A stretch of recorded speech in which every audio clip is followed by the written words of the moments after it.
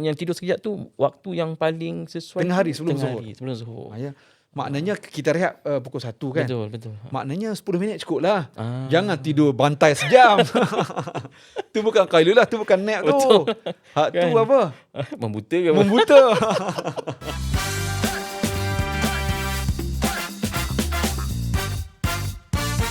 Bismillahirrahmanirrahim. Assalamualaikum warahmatullahi wabarakatuh. Salam sejahtera, selamat pagi. Apa khabar kepada penonton setia podcast Kesuma Jiwa. Alhamdulillah, kita bertemu lagi sekali lagi dan untuk kali ini kita bawakan kepada saudara edisi khas yang kita katakan edisi khas Ramadan. Dan bersama kami di studio podcast Kesuma Jiwa pada hari ini tetamu istimewa yang kita jemput, alhamdulillah, iaitu saya perkenalkan Ustaz Muhammad Zarifi bin Muhammad Daud yang merupakan penolong pengarah kanan Unit Komunikasi Korporat Jabatan Kemajuan Islam Malaysia. Ustaz, apa khabar? Alhamdulillah Cik Isa, sihat ya? Sihat. Ramadan Karim. Alhamdulillah, subhanallah. Terima kasih Ustaz kerana sudi bersama kami di studio podcast kami pada hari ini. Sama-sama, syukur. Alhamdulillah. Dan yalah, kita kali ini kita nak bawa satu tajuk yang bukan kita nak menghukum Ustaz. Orang kata kalau bulan puasa tu bukan alasan untuk bermalas-malasan. Betul. Kan? Jadi kita nak dengarlah nanti kupasan-kupasan yang Ustaz akan bawa. InsyaAllah. Dan bila kita sebut tentang pekerjaan kan Ustaz, nak tanya sikit lah. Berapa lama dah Ustaz bergiat aktif dalam bidang dakwah ini? Sebab dakwah ini juga adalah merupakan satu pekerjaan Ustaz. Oh, Alhamdulillah. Alhamdulillah. Kalau secara profesionnya saya sebagai pegawai hal ehwal Islam di JAKIM. Saya mula bertugas di JAKIM pada Oktober 2006. 2006. Jadi Alhamdulillah Allah Ta'ala bagi ruang dan peluang kepada saya untuk bertugas di lapangan ini. Itu secara profesionnya. Kemudian Alhamdulillah sepanjang kerjaya ini saya berpeluang juga muncul dalam dakwah penyiaran. Baik, Alhamdulillah. Kalau buat masa ini banyaknya di TV Al-Hijrah lah. TV Al-Hijrah merupakan salah sebuah stesen ataupun salah sebuah agensi di Jabatan Perdana Menteri Hal Agama. Jadi antara rancangan yang saya terlibat Quran 114. Masya Allah. Yang lain-lain itu ditanyalah Ustaz TV3 dan beberapa program yang lain lah. Jadi Alhamdulillah kalau itu dalam konteks dakwah penyiaran lah. Saya juga terlibat dalam dakwah di peringkat masyarakat, maknanya di masjid, di surau, di Jabatan Penjara Malaysia, di hospital. Jadi Alhamdulillah lah bila kita bertugas ataupun kita terlibat dalam lapangan dakwah ini, ramai kenalan kita dan kita dapat belajar banyak perkara. Dan hari ini saya dapat sahabat baru, Encik Isa. Masya Allah. Itulah bila Ustaz kata setuju nak datang tu, saya rasa berbesar hati dah berdebar pula kata. Alhamdulillah. Kebetulan Puan Rishah ya, Ketua Unit Komunikasi Korporat di Kesuma ini merupakan sahabat kami dalam kursus Talent X anjuran JPA dahulu. Alhamdulillah. Jadi bila Puan Rishah WhatsApp kepada saya tu, bila kita sesama sahabat ni memang kita dahulukan sahabat kita. Jadi saya tanpa ragu-ragu lagi saya terus menerima undangan Puan Rishah kita. Terima kasih banyak. Okey Ustaz, dalam bidang pekerjaan ni dia pasti ada cabaran lah Ustaz kan. Ya, betul. Dia bekerja ni dia tak boleh lari, mesti ada cabaran, ada masalah. Sikitlah tadi Ustaz dah cerita tentang berdakwah tu memang satu tugas yang hebat dan mencabar. So apa cabaran sikit Ustaz yang Ustaz hadapi tu? Cabarannya bila kita bertemu dengan kelompok ataupun kita kalau dalam bahasa Arab sebut mad'u. Mad'u tu ialah audien lah, audien dakwah kita. Jadi kita sebagai penceramah ataupun pendakwah ataupun da'i, kita mesti bijaksana untuk menyesuaikan kata-kata dan konten kita itu dengan lapangan. Jadi kerana itulah pendakwah dia kena study dulu. Kena baca, kena research, kena mengkaji, dan yang paling penting kena menyesuaikan konteks yang kita nak bercakap ni dengan lapangan kita. Kita bercakap dalam konteks hari ni, program hari ni dengan lapangan rakyat sebagai contoh. Ya, sebagai contoh di kampung dan sebagainya berbeza laras bahasanya. Betul. Jadi itulah saya kira cabaran yang paling besar pada saya lah. Baik, Alhamdulillah. Okeylah Ustaz, kita ni bekerja itu ibadah. Ya. Bulan puasa pun ibadah juga. Tapi kan dalam kata, selalu kita dengar ayat puasa ni meletihkan. Dia kata apa? Bolehlah kita kurang-kurangkan sikit pekerjaan tu, bermalas-malasan. Contohnya Ustaz. Apa komen Ustaz tentang pandangan ini? Baik, Cik Isa dan penonton sekalian, pada Mac 1962, Presiden Tunisia, namanya Presiden Habib Bourguiba, dia buat satu perkeliling kepada semua penjawat awam di negaranya pada waktu itu dan semua pekerja. Apa perkeliling dia buat? dia haramkan puasa. Masya Allah. Umat Islam ataupun penjawat awam yang Muslim dan pekerja-pekerja di negara Tunisia pada tahun 1961-62 itu, dia keluarkan satu perintah ataupun perkeliling haram puasa. Ui, terkejut tu Ustaz. Terkejut. Dan untuk membuktikan yang dia benar-benar serius melaksanakan dasar dan perkelilingnya itu, Cik Isa, dia muncul di TV National Tunisia. Kalau kita hari ni RTM lah. RTM lah. Kalau dia RTT lah kot. Betul, Radio betul. Television Tunisia. Dia muncul secara live. Dan pada siang hari Ramadan, dia minum segelas air oren. Nak buktikan Nak buktikan yang dia serius. Masya Allah. Kenapa dia buat polisi dan perkeliling itu? Kerana pada pandangannya, pada fikrahnya, pada sudut pandang dia, puasa ni menyebabkan pekerja-pekerja jadi tak produktif. Jadi malas-malasan macam Cik sebut tadi. Itulah. Itu jadi, yang kita nak. Tentunya bagi kita umat Islam, kita tak bersetuju dengan tindakan dan apa dasar yang dibuat oleh Presiden Habib Bourguiba ni. Dan memang dasar dia ni telah mendapat kritikan dunia. Kecaman pada waktu itu. Jadi kerana itu jadi cabaran kepada kita supaya kita nak membuktikan puasa ni tidak menghalang produktiviti kita. Sebab agama mengajar kepada kita kerja ni ibadah, Cik Isa. Tuan-tuan yang bekerja di Kesuma, di Perkeso dan agensi-agensi di bawah Kesuma, menguruskan maqasid negara, menjaga agama, menjaga nyawa, menjaga keturunan, menjaga harta, ya. Maknanya menjaga 5 maqasid syariah dalam agama ini, walaupun kerja kita tak nama JAKIM pun. Tak nama Jawi. Tak nama JKSM, Jabatan Kehakiman Syariah, tidak. Nama kita Kesuma. Tetapi Kementerian Sumber Manusia juga menjaga maslahah agama, menjaga maslahah negara. Jadi kerana itulah kerja buat kita masuk pukul 8 pagi ataupun 7.30 pagi. Sekarang ni boleh balik awal kan? Awal lah. Pukul 4 petang boleh pukul 4 petang dah balik kan? Percayalah, kita berada di pejabat itu, semuanya dikira sebagai amal-amal ibadah. Sebab amalan ibadat ni ada 2. Satu amalan umum, satu amalan khusus. Amalan khusus tu apa? Puasa, solat, zakat, haji, umrah. Yang kedua, ibadat umum. Apa maksud ibadat umum? Apa juga perbuatan yang kita lakukan itu sekiranya niatnya kerana Allah dan kita buat itu untuk manfaat. Tentunya lah kita manfaat untuk negara, manfaat untuk rakyat. Ia dikira juga sebagai amalan ibadah dalam konteks ibadat umum. Dah panjang, dah jadi macam forum perdana dah. Kita seronok dengar tu Ustaz. Sebab kita kena kata orang bercakap tu biar berterus terang, biar nyata dan orang terus boleh faham. InsyaAllah. Dan Ustaz pun dah kupas sangat cantik dah dekat situ kan. Cumanya Ustaz kan, puasa ni dapat membina akhlak dan perilaku pekerja yang lebih cemerlang dan produktif lah, yang hebat. Hasil dia sangat hebat.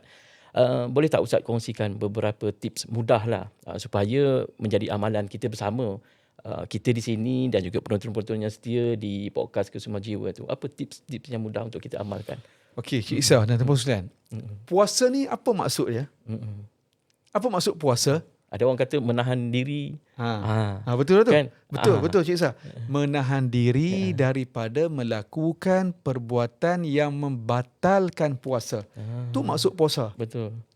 Jadi hari ni tuan-tuan puan, kita tak makan pagi ni, saya Cik Isa tak makan ni bukan kerana tak ada makan dan minum. Betul. Boleh je call Grab kan, hantar Burger King di bawah. Tak siapa pun tahu kan, betul? Betul. Kita tak makan dan tak minum hari ini bukan kerana tak ada makanan dan tak ada minuman. Contoh Cik Isa. Sekejap lagi kita balik petang kan? Balik pukul 4 petang. Sebelum berbuka puasa tu kan, kita mandi dalam bilik air. Kan kita mandi shower kan? Bunyi je kan? Sorang-sorang. Sorang-sorang. Isteri tak nampak, suami tak nampak, anak-anak pun tak nampak. Kita sorang-sorang je. Tuan-puan, tiba-tiba air shower tadi ni masuk dalam mulut kita. Disengajakan ke tak tu? Maksud saya, masuk air dalam mulut kita. Kita telan ke tidak air tersebut? Betul. Tak telan. Sebab apa? Sebab kita percaya kalau kita telan air minuman ataupun air shower mandi tadi, batal puasa. Jadi maknanya puasa mengajarkan kepada kita dalam hidup kita ini kita kena pandai tekan butang pause. Ya, tekan butang pause dahulu untuk tanya, aku nak buat benda ni boleh ke tidak? Apa kata hukum hakam? Hukum kata haram ke, kata sunat ke, kata wajib ke, kata makruh ke, kata harus? Aku nak buat benda ni, apa kata peraturan dan undang-undang negara? Jadi maknanya dalam hidup kita ni kena tekan butang pause dulu. Berhati-hati dan fikir apa kata hukum hakam, apa kata undang-undang dan peraturan. Maknanya dalam konteks pekerjaan, sebelum kita buat sesuatu, tanya dahulu. Baru bila kita faham perkara ini, Cik Isa, kita tak berani makan rasuah. Kita tak berani untuk memberi dan menerima rasuah. Sebab kita tekan pause dulu. Tekan butang pause dulu. Betul. Kita tak berani setiap hujung bulan nak buat tuntutan palsu. Masya Allah. Betul. Ya? Betul. Nak claim mileage sebagai contoh. Maknanya kita tak berani nak tipu claim OT sebagai contoh. Sebab apa? Peraturan kata tak boleh, berdosa. Boleh dibawa ke muka pengadilan. Betul. Jadinya itu letak duduknya bila sebut puasa. Pengajaran paling besar iaitulah dalam hidup ini kena tekan butang pause dahulu. Boleh ataupun tidak. Itu letak duduknya. Masya Allah. Ini satu kata orang satu tips yang memang mudah sangatlah nak diamalkan. Balik terus ingat Ustaz. Sebab kadang-kadang kita ada pegang remote tu kan. Bila dah pegang remote kita akan pause dan sebagainya. Oh betul lah. Lepas ni nak buat sesuatu, fikir dulu. Jangan dah buat, dah laku, menyesal. Menyesal, ya, betul. Tak guna dah. Tak Ustaz, guna, kan? betul. Okey Ustaz, sikit lah. Saya ni sebenarnya suka tanya tips-tips yang mudah ni kan. Sebab kata orang macam Ustaz sebut je lah, sambil-sambil kita bekerja kita boleh amalkan perkara tersebut. Ada tak zikir-zikir yang mudah-mudah? Oh, Masya Allah. Sama-sama kita bekerja di depan komputer kan. Macam kalau kat luar bila pekerjaan abang-abang Grab kita yang bawa motor tu kan. Kata orang apa amalan-amalannya mudah. Baik, kan? Satu, antara dalam riwayat hadis ada 4 perkataan yang disukai oleh Allah Subhanahu Wa Taala. 4 perkataan je tuan-tuan puan-puan, mudah sangat. Dan tuan-tuan puan-puan dah tahu pun, saya ulang je. Subhanallah, Alhamdulillah, wa la ilaha illallah, wallahu akbar. 4 perkataan itu je. Jadi sambil-sambil bawa motor, sambil-sambil kita bertugas di pejabat, nak zikir pelan-pelan pun okey. Subhanallah, walhamdulillah, wa la ilaha illallah, wallahu akbar. Subhanallah, walhamdulillah, wa la ilaha illallah, wallahu akbar. Ustaz, letih dah bulan puasa ni nak menyanyi-nyanyi pula. Pasang YouTube kan. Sambil-sambil kerja di handphone kita tu kan. Tak nak ganggu kawan sebelah, pakai headphone. Betul kan. Itu 4 perkataan yang paling disukai oleh Allah Subhanahu Wa Taala. Yang paling ringkas. Okay, kalau berzikir ni tak perlu berlagu nasyid tadi Ustaz. Di mulut kita je subhanallah, alhamdulillah, wa la ilaha illallah, Allahu akbar. Itu satu. Yang kedua, Sayyidatina Aisyah radhiyallahu anha, isteri Rasulullah yang mulia, Cik Isa, dia tanya Rasulullah, ya Rasulullah, kalaulah aku dipertemukan dengan malam Al-Qadar, doa apa yang saya nak baca, ya Rasulullah? Nabi ajar doa. Allahumma innaka afuwun tuhibbul afwa fa'fu anni. Allahumma innaka afuwun tuhibbul afwa fa'fu anni. Maksud doa ni apa? Ya Allah, Engkaulah Tuhan yang Maha Pemaaf. Ya Allah, Engkau suka hamba-hamba Engkau minta maaf. Fa'fu anni, minta ampunkanlah aku ya Allah. Maafkanlah aku ya Allah. Ini kita kongsi dua dulu ya. Betul. Cik saya, maknanya kita sentiasa sebut di mulut kita. Dan zikir inilah yang pertama, Allah janji, Nabi janji, sesiapa yang berzikir kepada Allah hatinya akan tenang. Dan zikir kita inilah yang akan dibawa ke dalam syurga kita nanti. Okey Ustaz, tadi Ustaz dah share lah, ada satu zikir tadi kan. Macam doa kan Ustaz kan. Ada setengah orang katalah, saya ni bahasa Arab tak berapa nak lancar. Boleh ke berdoa dalam bahasa Melayu? Boleh. Kita kena nak bagi pencerahan juga Ustaz. Okay, cuma dalam solat, dalam solat kena bahasa Arab lah. Bahasa Arab lah. Tapi di luar solat, bahasa dialek, logat gapo pun doa lah. Logat Kelantan ke, logat Balin. Kelantan tu bit dah ni. Logat Balin ke, kan. Kuala Kangsar ke, Perak ke, sebut saja kepada Allah. Sebab Allah Maha mendengar. Masya Baik, kerana itu kita bulan puasa ni tuan-tuan. Dalam Al-Quran surah Al-Baqarah Allah Ta'ala sebut, wa idza sa'alaka ibadi anni fa inni qarib ujibu da'watad da'i idza da'an. Hey Muhammad, Allah Ta'ala bagi tahu kepada hamba-hamba aku yang tanya kepada aku, yang bertanya tentang aku, bagi tahu kepada mereka aku dekat dengan mereka. Ujibu da'watad da'i idza da'an. Bagi tahu mereka, hey Muhammad, aku akan makbulkan semua permintaan mereka. Tuan-tuan perempuan, warga Kesuma, bulan Ramadan lah bulan yang sangat jangan lepas peluang untuk kita minta doa kepada Allah. Apa juga hajat kita kepada Allah, mintalah kepada Allah, sebab bulan Ramadan adalah bulan yang Allah akan berkati dan Allah akan makbulkan doa kita. Jadi Cik Isa, Nabi bagi tahu kepada kita dalam bulan Ramadan ni antara tempat waktu yang mustajab doa. Satu, ketika hampir masuk waktu berbuka puasa. Itu waktu dia lah Ustaz. Waktunya. Masanya. Yang paling yang afdal kita berdoa waktu hampir berbuka puasa. Kalau hari ni Cik Isa, orang selalu tengok program TV1 borak dulu baru berbuka tu kan. Hostnya Amin Idris dan Nana Mahazan kan. Jadi 5 minit sebelum azan kan, doalah kepada Allah. Mintalah apa juga perempuan, tuan-tuan yang kita nak minta kepada Allah. Allah akan makbulkan doa kita. Mungkin boleh Ustaz, sebelum berbuka tu kita bertenang dulu. Ya, bertenang. Tak ada kalut-kalut. Betul. Biasalah kita kadang-kadang nak berbuka ni dengan anak-anak semua kan kalut nak sediakan tu semua. Sedar tak sedar dah azan. Ya, betul. Tapi kita kena ambil yang tu peluangnya. Ambil peluang 5 minit sebelum tu bertenang sekejap. Doa kepada Allah Subhanahu Wa Taala. Itu tempatnya. Dan yang kedua, doa yang paling afdal, doa dalam semayang. Masya-Allah. Dalam solat. Sebab solat ni maksudnya doa, tuan-tuan. Jadi nak doa macam mana? Tuan-tuan, doa dalam hatilah. Ketika sujud tu, doalah kepada Allah Subhanahu Wa Taala. Allah akan makbulkan doa kita. Allah. Okeylah Ustaz, kadang kita memang sangat mengharapkan bertemunya malam Lailatul Qadar tu kan. Kalau kita nak tanyalah Ustaz, apa persediaan-persediaan yang kita boleh ke arah itulah Ustaz? Sebab kita tak tahu pun malam yang keberapa, itu adalah rahsia. Tapi persediaan kita tu, apa yang boleh kita buat Ustaz? Baik, malam Al-Qadar ni Cik Isa, Nabi bagi clue kat kita.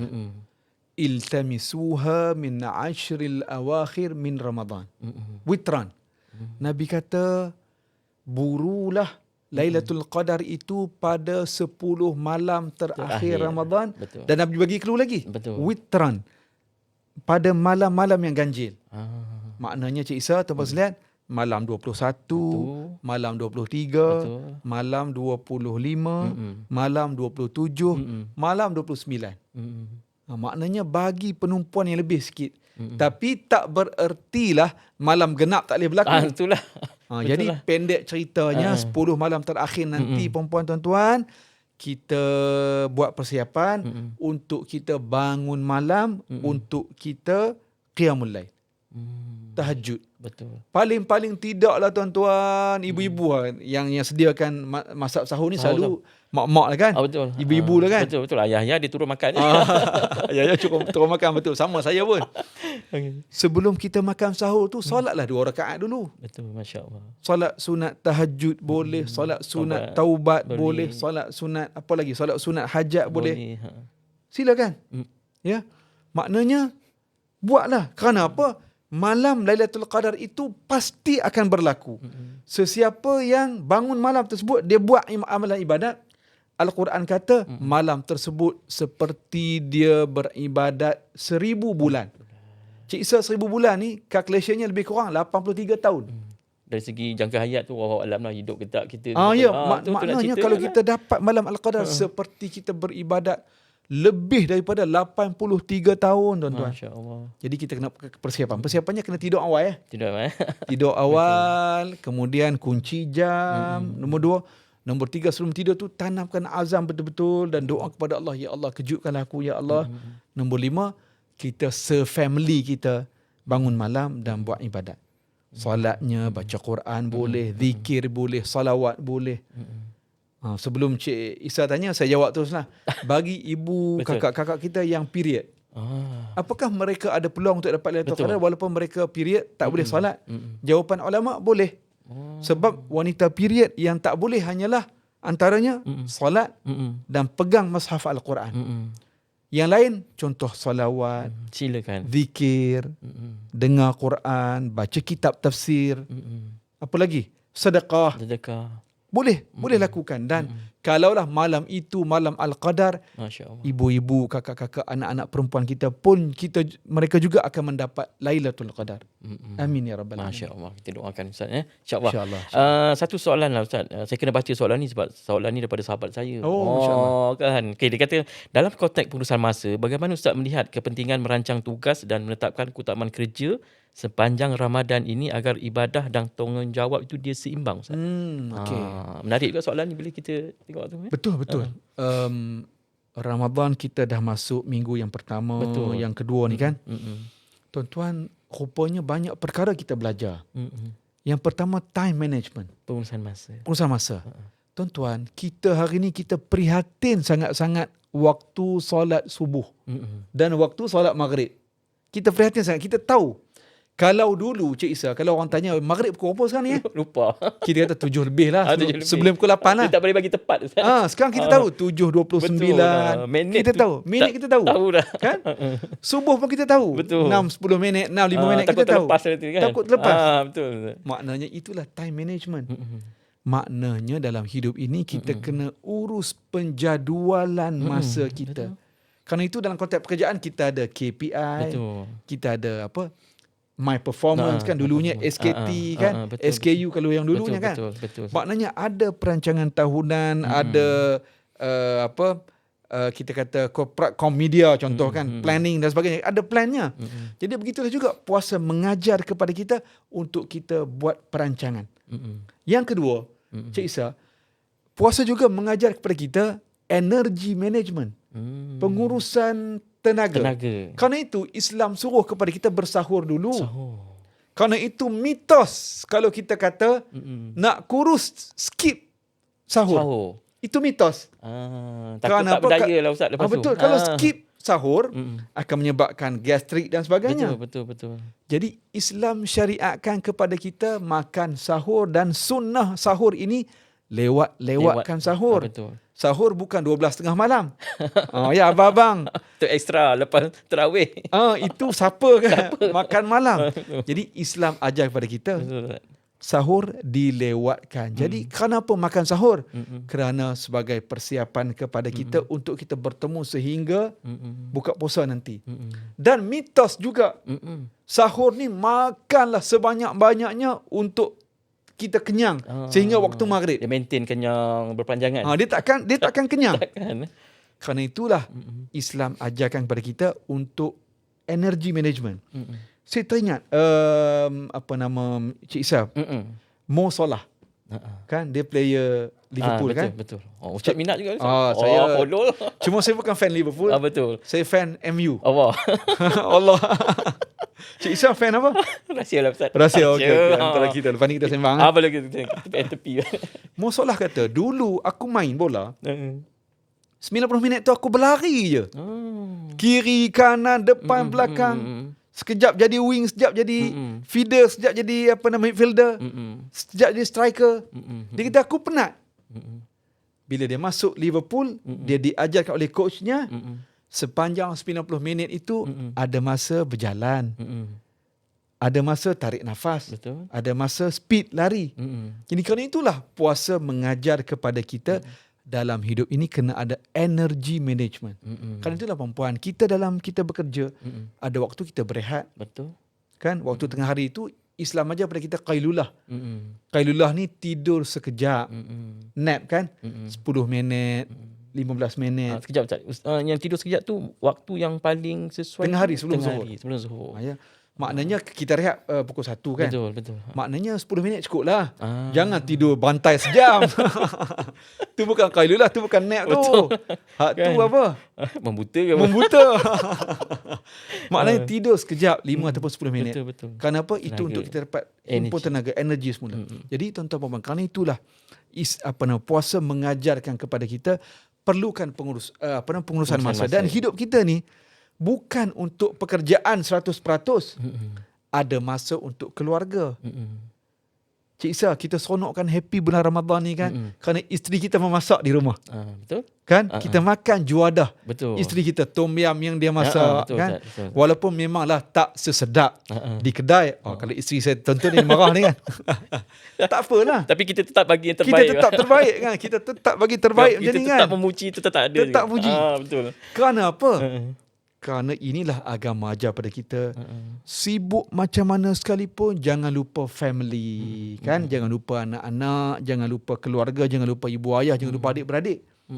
Islam ajar pada kita. Ramadan ni, alhamdulillah, paling tidak 2 kali kita makan bersama. Makan sahur dan makan berbuka puasa. Wallahualam. Betul, Ustaz. Terima kasih. Okey, Ustaz, soalan seterusnya. Ramadan mendidik kita tentang kesabaran dan kawal emosi. Itu sangat jelas tadi Ustaz pun dah cerita dah.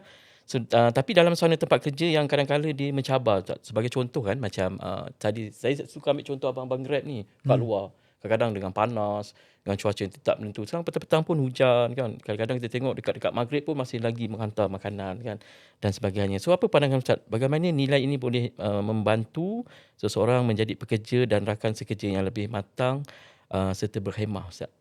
Okey, dalam Al-Quran ada satu istilah. Fastabiqul khairat. Saling berkejar-kejarlah kamu untuk buat baik. Berlumba-lumbalah kamu untuk buat kebaikan. Abang Grab ataupun e-hailing kita kan, yang menghantar makanan, yang buat servis. Ingat tuan-tuan perempuan, bila kita menghantar servis ataupun kita buat sesuatu perkhidmatan, kita telah menceriakan orang yang menerima khidmat kita. Kita yang bertugas di pejabat, tuan-tuan bertugas di Kesuma, menjaga hal ehwal kebajikan pekerja kan. Ya Allah, ini pahala besar ni. Kenapa? Kita telah menggembirakan orang-orang yang memerlukan perkhidmatan servis kebajikan. Tuan-tuan, pahala memberikan kebaikan, pahala menggembirakan orang ni besar. Sebab apa? Mereka akan mendoakan kita. Cik Isa, kita tak tahu doa siapa yang makbul. Betul. Kan kita tak tahu siapa. Sungguh. Mungkin yang makbul doa kita, yang kita dapat kerjaan hari ini, ialah kerana kita bantu seseorang ini yang datang ke kaunter khidmat pelanggan kita, kita urus perkhidmatan dia, kita urus urusan dia, dia balik dengan tenang, gembira, bahagia. Dia tak perlu datang semula ke pejabat untuk selesai urusan. Dia datang setengah jam, sejam selesai urusan dia. Dia kata, ya Allah, baiknya puan ini. Doa tu, Ustaz. Itu doa. Betul. Dia santuni saya dengan senyuman. Betul. Ini doa daripada sahabat-sahabat kita ini, dan mudah-mudahan doa inilah yang kita harapkan. Ustaz sebut tadi doa. Senyum tu sedekah juga. Ya, sedekah, betul. Mungkin bulan puasa ni Ustaz, kita kena banyakkan sedekah. Tapi bukanlah sekadar senyuman je pun. Ya. Lalu kat tabung masjid tu jangan senyum pula. Jangan Ustaz, senyum kan? saya. Cik Isa, dalam hadis saya tanya, Rasulullah sebut, man fattara sa'iman. Sesiapa yang bagi juadah berbuka puasa bagi orang yang berpuasa. Ni bukan game plastik hitam ni. Bukan. Ni kita bagi juadah berbuka puasa kepada orang yang berpuasa. Dia makan juadah kita tu waktu berbuka puasa. Nabi kata, kita yang bagi makan tadi ni, kita dapat pahala ekstra, pahala orang tu puasa. Kita dapat juga. Seolah-olah kita dapat pahala 2 double lah. Satu, pahala kita berpuasa. Yang kedua, pahala orang itu berpuasa. Jadi bulan Ramadan adalah bulan untuk kita buat kebaikan. Kerana itulah kita nak sarankan, marilah semua kita, termasuk dari saya, kita jadi duta kebaikan. Betul. Mengajak orang buat baik. Betul. Sekarang pun kalau nak derma, nak sedekah dah mudah kan, Ustaz. Ya, betul. Dia ada QR dan sebagainya. Betul. Cuma kena hati-hatilah juga. Kadang-kadang Betul. kita kena scam lah pula kan. Betul. Pilih tempat yang pihak yang betul-betul berautoriti dan berintegriti. Itu kita sedekah pada orang yang berhak. Okey. Ustaz mungkin ni sebagai penutup lah, nak minta jugalah Ustaz bagi sikit pandangan dan juga nasihat kepada seluruh warga Kesuma, warga pekerja semangat dan nilai yang dibentuk sepanjang Ramadan ni dapat diteruskan. Kata orang, dia semangat tu sampai Ramadan je, lepas tu habis raya masuk balik pula kantaran. Contohlah macam tu lah, Ustaz. Okey, yang pertama memanglah kita manusia ni sering terlupa, sering alpa kan. Kerana itu kita perlukan nasihat dan tazkirah. Jadi tahniah kepada Kesuma kerana buat podcast seperti ini. Ia memberi nasihat kepada kita kan, dan peringatan kepada kita. Yang kedua, jangan kita jadi penghukum. Ya, maknanya kita label orang yang kau ni neraka lah. Allah. Kau ni teruk lah. Jangan. Takut dengar bunyi Ustaz. Jangan macam tu. Kerana apa? Kita ni pun, saya yang pakai songkok ni pun belum tentu ke syurga. Masya Allah. Kenapa boleh jadi kita buat amalan tapi kita tak ikhlas, riak nak menunjuk kat orang. Kan, jadi kerana itulah kita kena saling mendoakan kepada kita dan saling memimpin tangan. Ajak orang kebaikan. Ajak orang ke arah kebaikan. Baik, penutupnya. Rasulullah SAW bila sampai di Madinah selepas hijrah, Nabi sebut kepada masyarakat Madinah itu 4 benda. Tuan-tuan sekalian, dalam podcast ni kalau tuan-tuan terlupa yang saya sebut tadi, tak apa, jangan lupa yang ini, yang 4 ni. Nabi sebut, ayyuhan nas afshus salam. Wahai manusia, sebarkan salam. Satu. Wa at'imut ta'am. Berilah makan. Yang ketiga, wasilul arham. Sambungkan silaturahmi. Yang keempat, wasallu bil lail wan nas niyamun. Bangun malam, solat malam ketika orang sedang tidur. Maksudnya kalau kita boleh istiqamah buat 4 benda ni sepanjang hidup kita, Masya Allah, hebat ni. Yang pertama, sebarkan salam.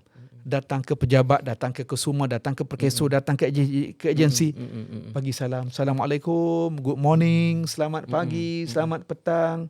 Kepada pelanggan, Assalamualaikum, muka yang tersenyum, kan? Cuma sorry Ustaz, sikit je. Kadang-kadang kita dah bagi salam dah. Orang tu macam tak menyawat pada salam kita. Tengok pun tidak. Okey, tak apalah. Maknanya di pihak kita dah selesai dah. Selesai lah. Kan, mana kita dapat pahala dah. Jadi kita sangka baik, mudah-mudahan sahabat kita tadi tu dia jawab salam dalam hati dia, mudah-mudahan. Betul. Okey, kita sangka baik. Okay, yang pertama bagi salam. Maknanya kepada orang yang kita kenal dan kepada orang yang kita tak kenal. Bagi salam dalam keadaan yang kita senyum. Yang kedua, bagi jamu makan. Masya-Allah. Berilah makanan kepada orang fakir miskin. Kepada petugas-petugas kebersihan di pejabat kita.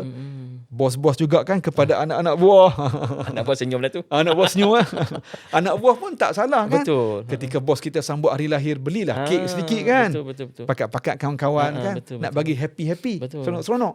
Jamu makan. Kenapa? Memang lazim kita manusia ni, bila orang bagi jamuan makan kepada kita, orang hargai kita, orang appreciate kita, kita bahagia, kita seronok. 2. Nombor 3, wasilul arham. Pertautkan, panjangkan silaturahmi. Datang pejabat jangan gaduh-gaduh. Datang pejabat jangan marah-marah. Ya, kerja, yang paling penting kita datang office ni nak kerja dengan seronok dan tenang. Betul. Kerana apa tuan-tuan, kalau kita datang pejabat gaduh-gaduh, marah-marah, kita sakit jiwa. Betul. Tak tenang dan tak seronok datang pejabat. Dan yang terakhir, jangan lupa ibadat kita. Syukur bulan Ramadan ni, Cik Isa, masjid besi kita sengit sebelah malam. Penuh. Alhamdulillah, syukur. Syukur. Jadi maknanya tuan-tuan, perempuan, jangan lupa kita akrab dan bersahabat dengan masjid. Ya, bawa anak-anak, bawa isteri, bawa suami ke masjid dan jangan lupa qiyamul lail.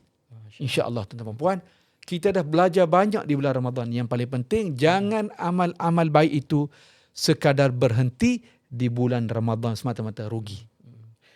Yelah, ni soalan tadi macam soalan terakhir dah. Tapi tiba-tiba terlintas juga Ustaz dekat fikiran. Macam mana Ustaz kita nak wujudkan situasi yang jiwa pekerja-pekerja setenang. Masa sebutlah bulan Ramadan ni dia macam misteri. Semua orang okey je nak beribadat, tak ada masalah. Tak ada nak kata orang nak marah-marah dan sebagainya. Okey je, tak masalah. Tapi lepas Ramadan Ustaz, macam mana caranya Ustaz? Pertama, saling hormat menghormati. Masya-Allah. Ya, masing-masing sudah ada bidang tugas masing-masing. Ya, maknanya kita saling hormat menghormati, respect. Betul. Bila orang hormat menghormati saling sesama kita ni, kita tak tergamak untuk maki hamun. Kita tak tergamak untuk kata belakang. Kita tak tergamak untuk buat WhatsApp group yang lain daripada bahagian untuk mengata bos kita, untuk mengata anak buah kita. Maknanya saling hormat menghormati. Yang kedua, bekerja dengan prinsip kasih sayang. Bila kerja dengan kasih sayang ni, kita tak sanggup untuk membebani orang lain dek kerana kekhilafan kita. Dek kerana kita malas, kita bebankan orang lain pula nak tanggung tugas kita. Kerja dengan kasih sayang. Orang yang kerja kasih sayang, dia nak minta tolong orang buat kerja ataupun nak arahkan tugas kepada orang lain. Minta tolongnya tuan, minta tolongnya puan, itu bahasanya.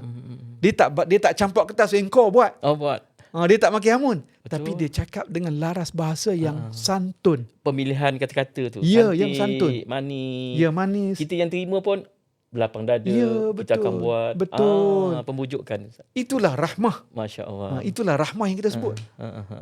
Baik, Alhamdulillah Ustaz. Terima kasih kerana sudi Alhamdulillah, bersama Cik Isa. kami di podcast Kesuma Jiwa. Dan insyaAllah Ustaz, dia mungkin tak terhenti kat sini kot. Kalau kita jemput lagi boleh Ustaz? Boleh sangat. Masya Saya Allah. akan utamakan Kesuma. Masya Allah, terima kasih Ustaz. Baik Masya saudara, Allah. terima kasih sekali lagi kepada penonton-penonton yang sentiasa setia bersama kami di podcast Kesuma Jiwa. Dan kami juga dapat respon yang sangat positif yang kata menanti-nantikan episod seterusnya. Maknanya bulan Ramadan ni tak ada tajuk yang best-best ke? Dan Alhamdulillah antara kupasan-kupasan yang telah pun diberikan pencerahan oleh yang berbagai Ustaz Muhammad Zarifi pada hari ini, mudah-mudahan semua pandangan, nasihat, tips yang diberikan kepada kita, kepada penonton-penonton tadi dapat menjadikan kita lebih istiqamah dalam beribadah dan kita menjadikan bulan Ramadan kali ini bulan Ramadan yang terbaik. Dan insya-Allah kekuatan itu akan berlaku selepas ini, maknanya berterusan. Amin. Jadi insya-Allah terima kasih sekali lagi. Mudah-mudahan kita bertemu pada siri-siri akan datang. Sekian, wabillahi taufiq wa hidayah. Assalamualaikum warahmatullahi wabarakatuh. Waalaikumsalam warahmatullahi wabarakatuh.